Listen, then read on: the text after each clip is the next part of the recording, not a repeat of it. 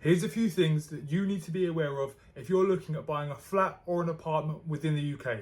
Now, the last one is by far the most important. So the first thing you need to know is the difference between a freehold and a leasehold.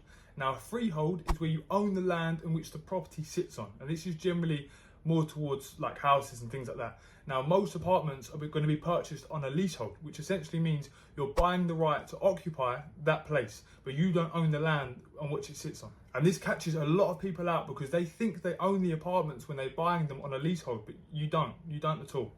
And this comes to point number 2. Now, you need to now check how long is left on the lease. So a property is considered a short lease.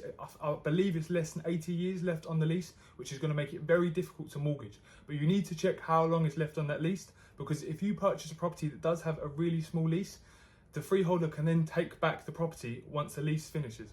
Now, the third one you want to be aware of is service charges. Now, this includes things like repairs to the building, because as a leasehold owner, you will be responsible to contribute towards that. So will everyone else in the building, but it's definitely a cost you need to be aware of.